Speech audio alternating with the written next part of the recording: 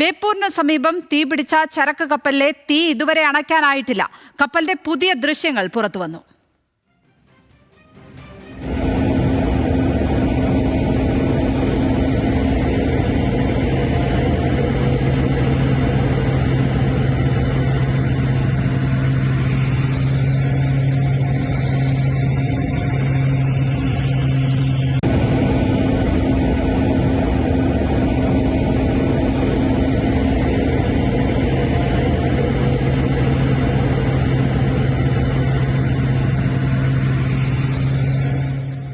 Sareesh P K ചേരുന്നു. സരീഷ്, ഇതുവരെയും പൂർണ്ണമായും തീ അണയ്ക്കുവാൻ കഴിഞ്ഞിട്ടില്ല. തീ അണയ്ക്കാനുള്ള ശ്രമങ്ങൾ ഏത് തരത്തിലാണ് നടക്കുന്നത്? മറ്റെന്തെങ്കിലും സുരക്ഷാ ഭീഷണിയുണ്ടോ? ജാഗ്രതാ നിർദ്ദേശങ്ങൾ നൽകിയിട്ടുണ്ടോ?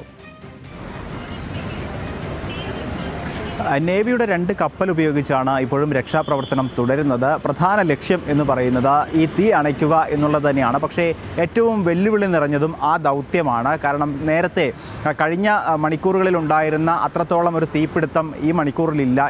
തീപിടുത്തത്തിൻ്റെ ശക്തി ഒന്ന് കുറഞ്ഞിട്ടുണ്ട്.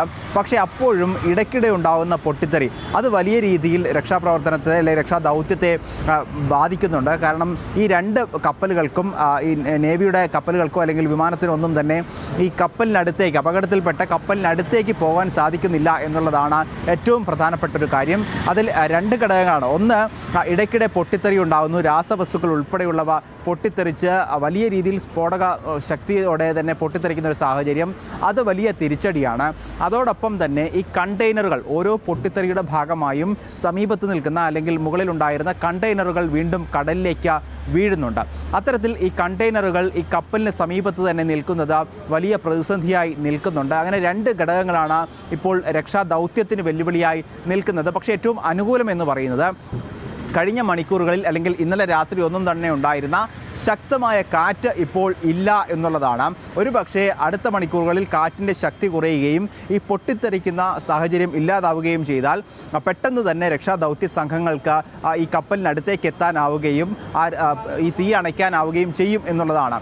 നേരത്തെ പറഞ്ഞതനുസരിച്ചാണെങ്കിൽ ഏതാണ്ട് 150ഓളം കണ്ടെയ്നറുകളിൽ രാസവസ്തുക്കൾ ഉൾപ്പെടെയുള്ളവ ഉണ്ട്. അത് ഏത് നിമിഷവും പൊട്ടിത്തെറിക്കാവുന്നതാണ്.